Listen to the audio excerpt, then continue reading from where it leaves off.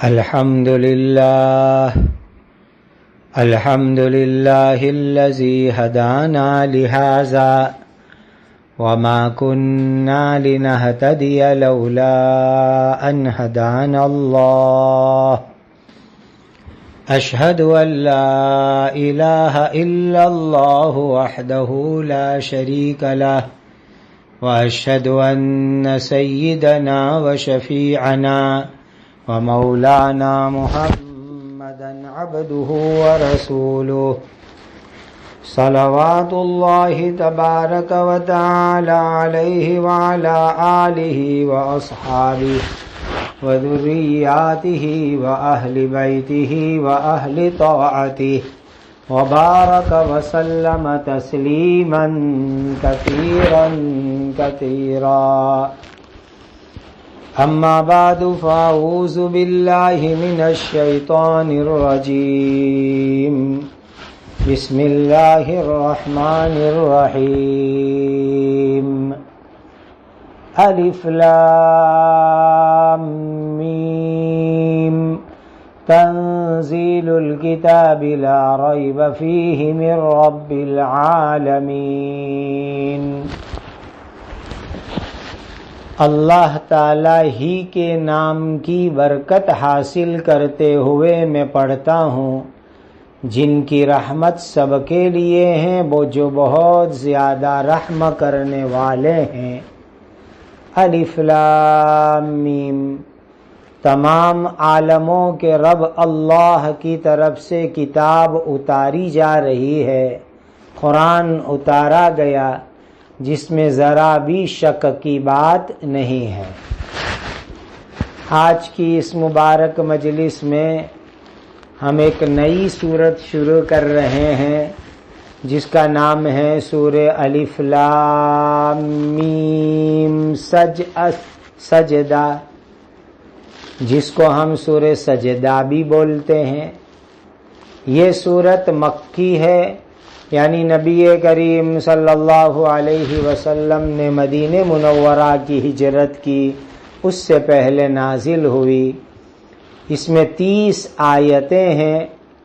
سورہ نحل یا سورہ مومنون کے بعد اور سورہ نوح سے پہلے 73 یا 74 نمبر کے اوپر نازل ہوئی۔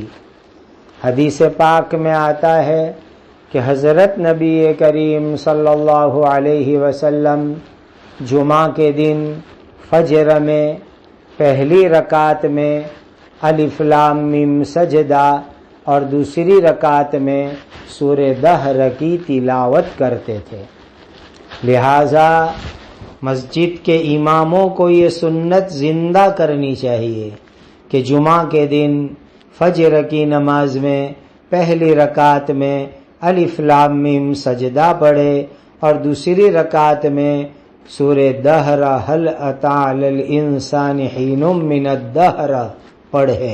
اس کا ماحول بنانا چاہیے۔ حضرت نبی کریم صلی اللہ علیہ وسلم رات کو سونے سے پہلے الف لام میم سجدہ اور سورہ تبارک کی تلاوت فرماتے تھے۔ لہذا کوشش کرو رات میں سونے سے پہلے الف لام میم سجدہ کی سورت اور سورہ تبارک کو پڑھ لیا جائے۔ قرآن مجید کی آیت پر سجدہ اس سورت میں کیا گیا ہے۔ سجدہ اللہ تعالیٰ کے یہاں بہت پیارا عمل ہے۔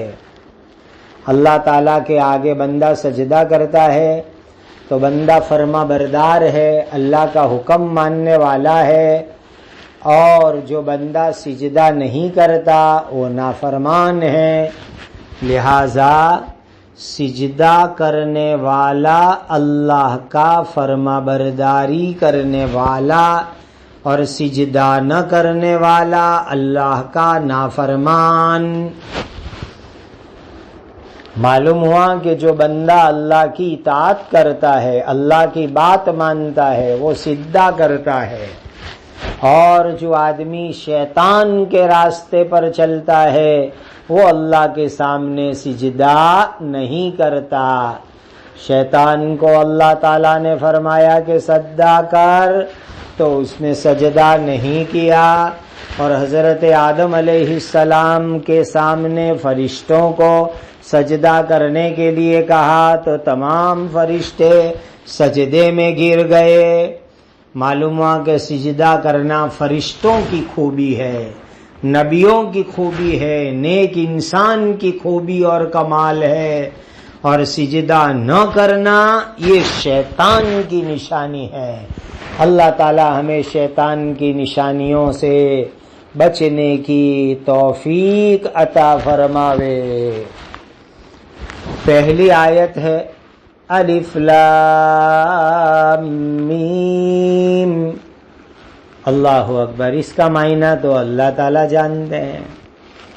دوسری آیت میں فرمایا کہ یہ قرآن اللہ کے یہاں سے اتارا گیا ہے اور اس میں کوئی شک نہیں ہے، دھوکہ نہیں ہے، شیبہ نہیں ہے۔ دیکھو دنیا میں جو کتابیں ہیں، بکس ہے، پستک ہے، اس کا کوئی رائٹر ہوتا ہے، اس کا کوئی لیکھک ہوتا ہے، اس کا کوئی مصنف ہوتا ہے، لیکن قرآن کا کوئی دنیا میں رائٹر نہیں، مصنف نہیں، لیکھک نہیں۔ یہ قرآن تو اللہ کے یہاں سے آیا ہے، ساری دنیا کے پیدا کرنے والے اللہ کے یہاں سے یہ قرآن اتارا گیا ہے۔ حضرت جبرائیل امین لے کر کے آئے اور پیارے آقا حضرت محمد الرسول اللہ صلی اللہ علیہ وسلم کو اللہ کا قرآن سنا دیا، اور حضور نے صحابہ کو سکھلا دیا، اور امت کو اللہ کا قرآن مل گیا۔ ایسے پچھلے زمانے میں حضرت موسیٰ علیہ السلام پر اللہ نے توراۃ کتاب اتاری، حضرت داؤد علیہ السلام پر زبور کتاب اتاری، حضرت عیسیٰ علیہ السلام پر اللہ نے انجیل کتاب اتاری۔ پچھلے نبیوں کے اوپر اللہ نے صحیفے، چھوٹی چھوٹی کتابیں اتاری تھی، جیسے حضرت شیش علیہ السلام پر، حضرت ابراہیم علیہ السلام پر، حضرت ادریس علیہ السلام پر۔ لیکن پچھلی زمانے میں جو اللہ نے آسمان سے کتاب اتاری تھی، وہ کتابیں دنیا میں ہو بہو اصلی باقی نہیں رہی، اس میں ملاوٹ ہو گئی، مکسنگ ہو گئی، اور قرآن اللہ کی کتاب جیسی کی ویسی ہو بہو دنیا میں موجود ہے، اور قیامت تک جب تک اللہ چاہیں گے یہ قرآن ہو بہو جیسے کا ویسا انشاءاللہ دنیا میں باقی رہے گا۔ یہ اللہ کے یہاں سے آئی ہوئی سچی پکی کتاب ہے، اور اللہ تعالیٰ نے جو قرآن اتارا تمام عالم جگت والوں کی تربیت کرنے کے لیے اتارا، ان کی کیروانی کرنے کے لیے اتارا، ان کو تعلیم دینے کے لیے اتارا، ان کو ایجوکیشن، نالج، شکشن دینے کے لیے اتارا۔ جو آدمی قرآن کو پڑھے گا، قرآن کے مطابق زندگی گزارے گا، اللہ تعالیٰ اس سے خوش ہو جائیں گے۔ ام یقولون افتراہ بل هو الحق من ربك لتنذر قوما ما اتاهم من نذير من قبلك لعلهم يهتدون۔ کیا یہ کافر لوگ ایسا کہتے ہیں کہ محمد صلی اللہ علیہ وسلم نے اس قرآن کو خود گھڑ لیا ہے؟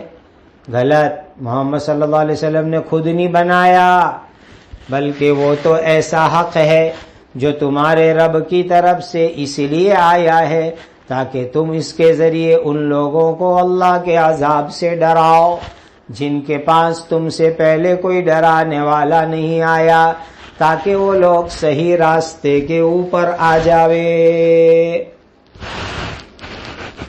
حضرت محمد صلی اللہ علیہ وسلم نے خود قرآن بنایا نہیں ہے۔ دنیا میں ایک کمبھار ہوتا ہے، مٹی کا مٹکا بناتا ہے، لوہار ہوتا ہے، وہ لوہے کا سامان بناتا ہے۔ تو یہ مکہ کے نادان کافر لوگ کہتے تھے کہ محمد صلی اللہ علیہ وسلم نے قرآن خود بنا لیا ہے۔ اللہ نے فرمایا غلط، بالکل جھوٹ، محمد صلی اللہ علیہ وسلم نے قرآن خود بنایا نہیں ہے، یہ اللہ نے قرآن بھیجا ہے۔ دیکھو ایک بات سمجھو، انسان جب کوئی چیز بناتا ہے تو اس کی کوئی نظیر اس کے پاس ہونی چاہیے، اس کا کوئی جو ہے نمونہ، اداہرن، اس کے لیے کوئی سیمپل سامنے ہونا چاہیے، تو انسان کوئی چیز دنیا میں بناتا ہے۔ تاج محل اتنی عجیب دنیا کی انوکھی چیز، لیکن ہسٹری اور اتہاس کی چوپڑیوں میں لکھا ہے کہ مغل لوگوں نے جب تاج محل بنایا تو مانڈو گڑھ جو مدھیہ پردیش میں ہے، وہاں مانڈو گڑھ اپنے آرکیٹیکٹ کو بھیجا، اور وہاں مانڈو گڑھ کے اندر جو خانقاہ ہے، ہوشنگ شاہ کا روضہ ہے، اس کے گنبد، اس کی عمارت وغیرہ مغل آرکیٹیکٹوں نے، ڈیزائنروں نے دیکھی، اس کے اوپر ریسرچ کیا، اور ریسرچ کر کے آ کے انہوں نے تاج محل کا نقشہ بنایا۔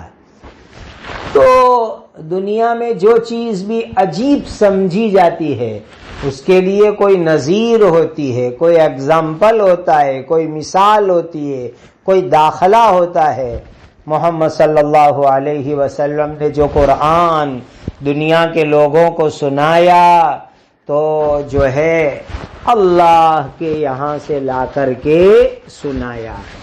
دوسری بات یہ ہے کہ انسان دنیا میں کوئی چیز بناتا ہے تو پہلے سے اس کی ڈیمانڈ ہونی چاہیے، پبلک میں، ماحول میں اس کی ڈیمانڈ ہونی چاہیے، اس کی مانگ ہونی چاہیے، اس کی درخواست ہونی چاہیے، تو آدمی کوئی چیز بناتا ہے۔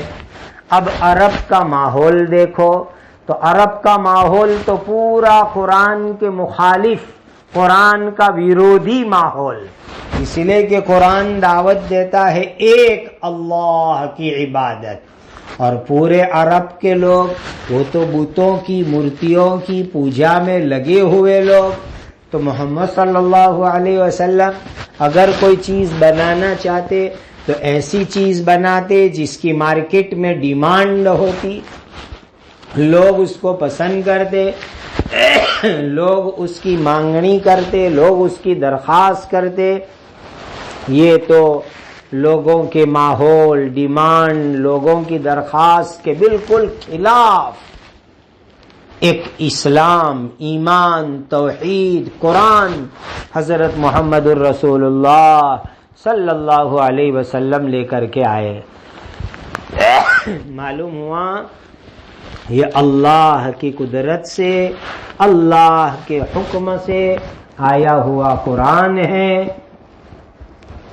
قرآن نے پورے عرب کے گندے ماحول میں آ کے آواز لگائی، اے لوگو، یہ پتھر، لکڑی، مٹی، تانبا، پیتل، سونے، چاندی، کانچ وغیرہ دھاتو میں سے بنی ہوئی مورتی، بت، مجسمے، اسٹیچو، پتلے، ان کی پوجا، ان کی عبادت، ان کی بندگی چھوڑو، ستاروں کی عبادت چھوڑو، چاند سورج کی پوجا چھوڑو، پہاڑ، سانپ، ناگ، درخت کی پوجا چھوڑو، انسانوں کی عبادت اور پوجا چھوڑو، تمام جگت کے پیدا کرنے والے مالک ایک اللہ کی عبادت کرو، یہ حکم دیا، یہ اعلان کیا حضرت نبی کریم صلی اللہ علیہ وسلم نے۔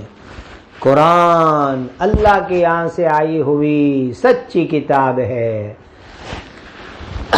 دوسری بڑی بات یہ ہے، عرب کے اندر بہت لمبے زمانے سے کوئی نبی نہیں آئے تھے۔ حضرت نبی کریم صلی اللہ علیہ وسلم سے پہلے لمبا زمانہ ہو گیا، کوئی نبی عرب میں نہیں آیا۔ سینکڑوں برس پہلے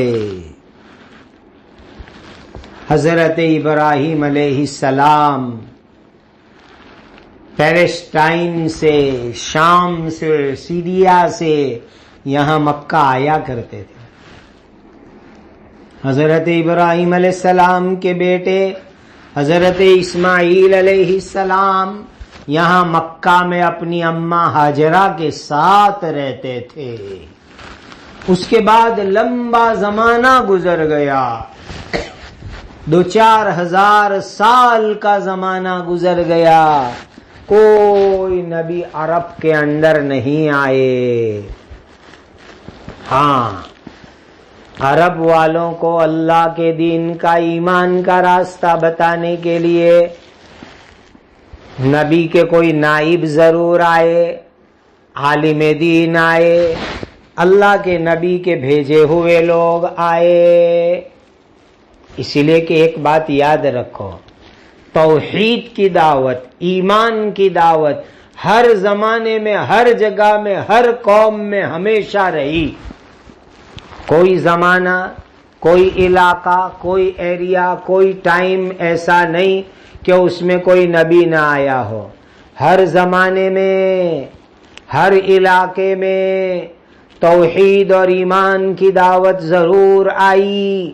نبی آئے یا نبی کے جانشین آئے، علماء آئے، اللہ والے آئے، ڈرانے والے آئے۔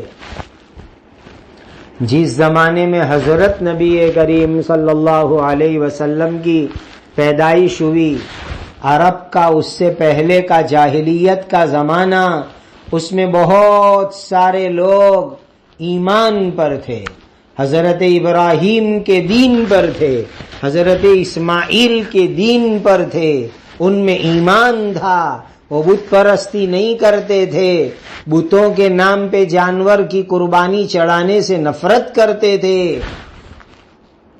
عمر ابن نفیل، عمر ابن نفیل ایک آدمی تھے جو نبی کریم صلی اللہ علیہ وسلم سے ان کی ملاقات بھی ہوئی، لیکن ابھی حضور کو اللہ کی طرف سے نبوت نہیں ملی تھی، آپ علل اعلان نبی نہیں بنائے گئے تھے۔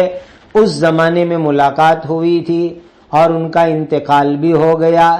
جس سال حضور نے نبی ہونے کا اعلان کیا، اس سال میں ان کا انتقال ہو گیا۔ جب قریش نے اللہ کے گھر کعبہ کو بنایا، اس زمانے میں یہ تھے، حضور کو نبوت ملنے سے 5 سال پہلے کی بات ہے۔ یہ عمر بن نفیل لوگوں کو بت پرستی سے، مورتی پوجا سے روکتے تھے، بتوں کے نام پر قربانی چڑھانے کو برا کہتے تھے، اور کوئی مشرک جانور ذبح کرتا تو اس کا گوشت کھاتے نہیں تھے۔ یہ عمر بن نفیل کے بیٹے حضرت سعید بن عمر بن نفیل جو بڑے صحابی ہیں، اور وہ 10 خوش نصیب صحابہ میں ہیں جن کو نبی کریم صلی اللہ علیہ وسلم نے ایک مجلس میں دنیا میں جنت کی خوشخبری دی۔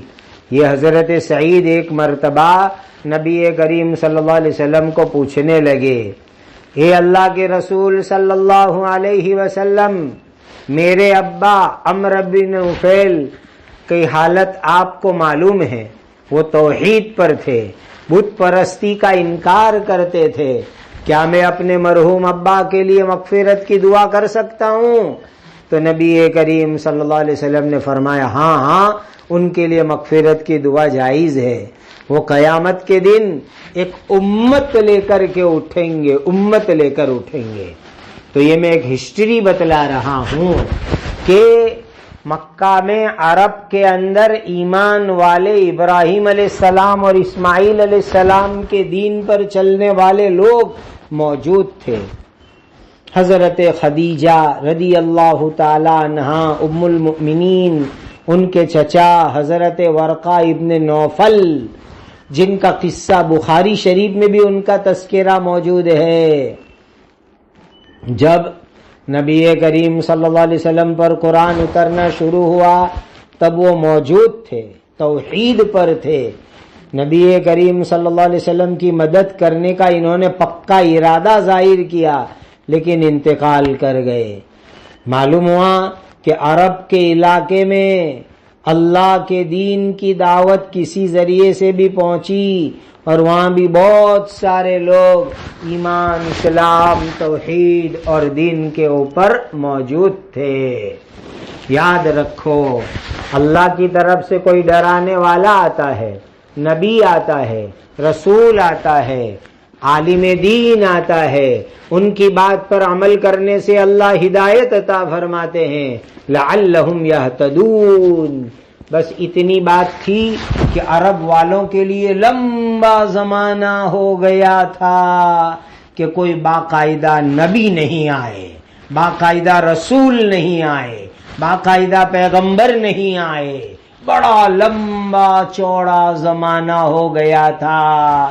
پھر ایسی زمین کے اوپر اللہ نے آخری نبی حضرت محمد الرسول اللہ صلی اللہ علیہ وسلم کو بھیجا۔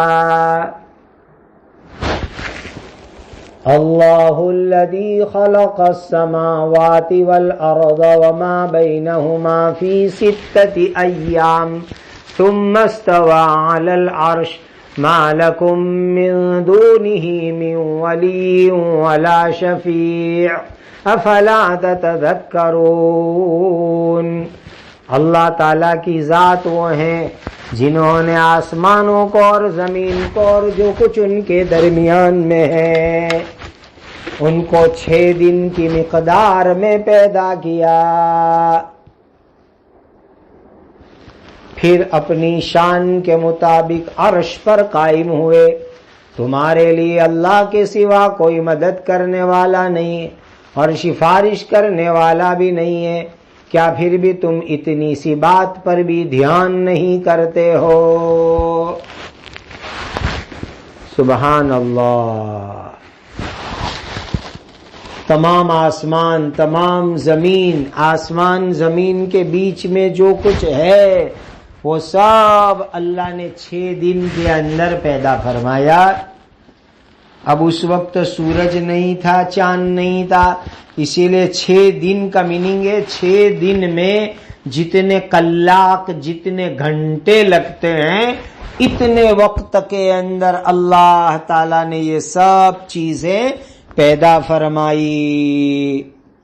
دیکھو اللہ تعالیٰ چاہے تو 1 سیکنڈ میں سب کچھ بنا دے وے، آدھی سیکنڈ میں بنا دے وے، سیکنڈ سے بھی کم وقت میں بنا دے وے، لیکن اللہ تعالیٰ نے 6 دن کے اندر بنایا۔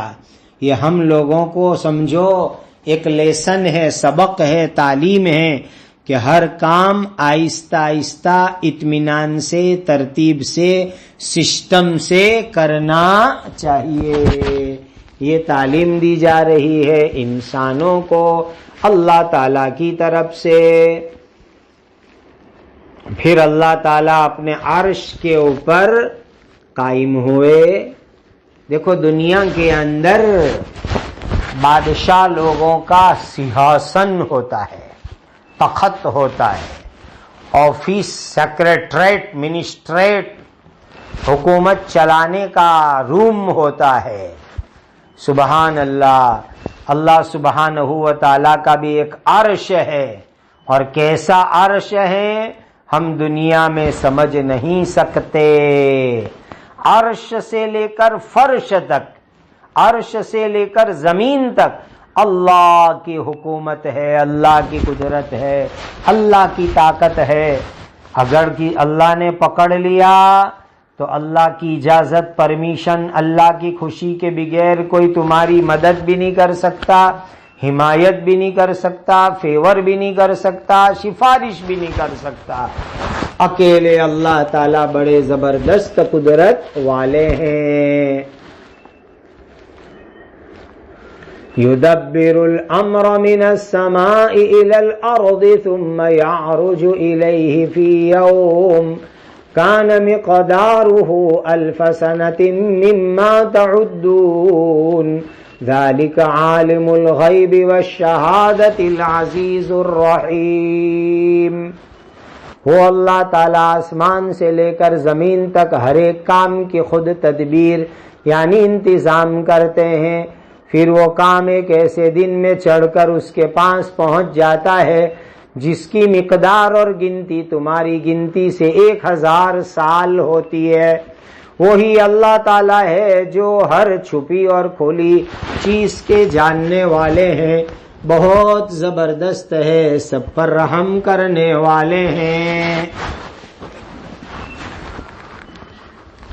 اللہ تعالیٰ کی قدرت بیان کی گئی، اللہ کی نرالی پیاری عجیب شان بیان کی گئی۔ سبحان اللہ۔ آسمان سے لے کر زمین تک ہر کام کی تدبیر انتظام اللہ تعالیٰ کرتے ہیں، خدا کے قبضے قدرت میں ہے۔ دیکھو ایک بات سمجھو، قیامت کے دن کے بارے میں 2 الگ الگ آیت آئی ہے۔ یہاں کیا فرمایا؟ کان مقدارہ 1000 سنۃ مما تعدون، قیامت کا دن 1000 سال جتنا ہوگا۔ دوسری جگہ کے اوپر قرآن کے اندر ہے فی یوم کان مقدارہ 50,000 سنہ، سورہ معارج کے اندر ہے، قیامت کا دن 50,000 سال کے برابر ہے۔ حضرت عبداللہ ابن عباس رضی اللہ تعالیٰ عنہما نے بہت اچھی بات فرمائی، فرماتے ہیں کہ یہ 2 دن ہیں قرآن کے اندر، اللہ اس کی حقیقت جانتے ہیں، اور جو ہے ہم کو جس چیز کی ڈیٹیل حقیقت تفصیل معلوم نہیں، اس کو بولنا بہت برا ہے۔ البتہ ایسا کہتے ہیں کہ قیامت کا دن لوگوں کو اپنے اعمال اور کاموں جیسا لگے گا۔ جو لوگ بڑے گنہگار ہیں ان کو قیامت کا دن بہت لمبا لگے گا، اور جو نیک لوگ ہیں ان کو قیامت کا دن بہت چھوٹا سا معلوم ہوگا۔ تو قیامت کے دن کا لمبا معلوم ہونا، چھوٹا معلوم ہونا، یہ انسان کے اعمال اور انسان کے کاموں کے اعتبار سے ہیں۔ جیسے دنیا کے اندر بھی ایک آدمی موج مزے میں ہے، راحت میں ہے، عیش میں ہے، تو اس کو ٹائم کتنا چھوٹا لگتا ہے، اور جو بیچارہ مصیبت میں ہے، تکلیف میں ہے، اس کی رات بھی نہیں گزرتی، نہ دن بھی پاس نہیں ہوتا ہے، تکلیف میں 1 منٹ بھاری ہوتی ہے، اور موج مزے میں راحت میں 24 گھنٹے بھی سیکنڈ جیسے معلوم ہوتے ہیں۔ عجیب، اسی لیے حدیث پاک میں آتا ہے، نبی کریم صلی اللہ علیہ وسلم نے فرمایا، اس ذات کی قسم یعنی اللہ کی قسم جن کے قبضے میں میری جان ہے، ایمان والے کے لیے وہ ایک فرض نماز سے بھی ہلکا ہوگا۔ قیامت کا دن ایمان والے کے لیے فرض نماز سے بھی ہلکا، فلکا، لائٹ، ایک دم آسان معلوم ہوگا۔ سبحان اللہ سبحان اللہ۔ اور دیکھو یہ تو ایک تفسیر ہو گئی، دوسری ایک تفسیر سنو۔ اس دنیا کے اندر جو بڑے بڑے کام ہوتے ہیں، اہم اہم انتظام ہوتے ہیں، وہ سب اللہ کے عرش پر مقرر ہوتے ہیں، طے ہوتے ہیں، نقی ہوتے ہیں۔ پھر دنیا میں اس کا آرڈر اتر کر کے آتا ہے۔ ہر کام کے لیے یہ سسٹم ہے۔ کہتے ہیں نا اوپر سے آرڈر آیا، یعنی پہلے اللہ کے یہاں کام طے ہوتا ہے، اللہ کے یہاں کام نقی ہوتا ہے، پھر اللہ کے یہاں سے اس کا آرڈر دنیا میں آتا ہے۔ اب جب اللہ کے یہاں سے کام کا آرڈر آتا ہے تو اس کام کے متعلق جو اسباب ہے اور جو کچھ ضروری ذریعے ہیں، سبب ہے، سادھن سامگری ہے، وہ سب اللہ تعالیٰ کی طرف سے قدرتی جمع ہونا شروع ہو جاتی ہے، اور اللہ کی طرف سے وہ کام جمع ہونا شروع ہو جاتا ہے۔ اور کہتے ہیں کہ 1000 سال کے انتظامات، یعنی ایک کام اگر اللہ تعالیٰ کے یہاں کرنا طے اور نقی ہوتا ہے تو 1000 سال پہلے سے اس کے اسباب، اس کے ذرائع، اس کی سادھن سامگری، اس کا رو مٹیریل جمع ہونا شروع ہو جاتا ہے۔ یہ دیکھو خدا تعالیٰ کا عجیب و غریب نظام۔ اللہ چاہے تو 1 سیکنڈ، بلکہ سیکنڈ سے کم میں سب کچھ ہو جاوے، لیکن اللہ تعالیٰ جب کوئی کام کرنا چاہتے ہیں تو 1000 سال پہلے سے اس کام کا نظام شروع فرما دیتے ہیں، اس کے اسباب، وسائل، ذرائع، سادھن سامگری جمع کرنا شروع فرما دیتے ہیں۔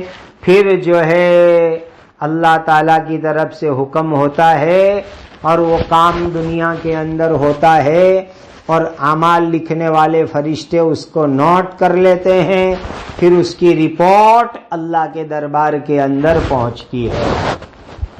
دیکھو 1000 سال پہلے سے کاموں کی اللہ تعالیٰ کے یہاں تیاری ہوتی ہے، اور یہ انسان ایسا اتاولا ہے، اتنا جلد باز ہے کہ کوئی کام کی کوئی پلاننگ نہیں، تدبیر نہیں کرنی، بس الٹ تب ڈے ٹھوک مار کام کرو۔ یہ عادت صحیح نہیں ہے، پہلے سے اچھی طرح پلاننگ کرو، تدبیر کرو۔ ایک تیسری تفسیر یوں بھی کرتے ہیں کہ اللہ تعالی 1000 سال کے انتظامات، 1000 سال کے کاموں کی تدبیر، سسٹم فرشتوں کو دے دیتے ہیں، یعنی نیکسٹ 1000 ایئر میں، آنے والے 1000 برس کے اندر کیا کام کس طریقے سے کرنا ہو، وہ جو ہے اللہ تعالیٰ فرشتوں کو سونپ دیتے ہیں، حوالے کر دیتے ہیں۔ ایسا لگتا ہے کہ بڑی بڑی باتیں 1000 سال کی دی جاتی ہوگی، باقی سالانہ تفصیل 15 شعبان میں دی جاتی ہو، ایئرلی نظام 15 شعبان میں دیا جاتا ہو، تو 1000 سال کے اندر دنیا میں جو کام ہونے وہ اللہ فرشتوں کو سونپ دیتے ہیں۔ 1000 سال پورے ہونے کے بعد پھر دوسرے 1000 سال کے کام فرشتوں کو سونپے جاتے ہیں۔ یہ بھی ایک تفسیر کے اندر ہے۔ باقی یہ ہے کہ ہر سال کا ڈیٹیل وائز تفصیل کے ساتھ ویگت وار کام 15 شعبان کو فرشتوں کو سونپے جاتے ہو، یہ بھی ایک ترتیب ہو سکتی ہے۔ اور دیکھو بھائی، دنیا میں جو کچھ کاروائی ہوتی ہے تو اللہ تعالیٰ کے یہاں پہلے اس کا فیصلہ اور حکم آسمان پر ہوتا ہے، وہاں سے حکم زمین پر آتا ہے، پھر جو کچھ کام ہوتا ہے اس کی رپورٹ اللہ کے دربار میں جاتی ہے۔ قیامت کے دن انسان کی زندگی کے تمام کام اور اعمال کا حساب کتاب اللہ کی بارگاہ کے اندر ہوگا۔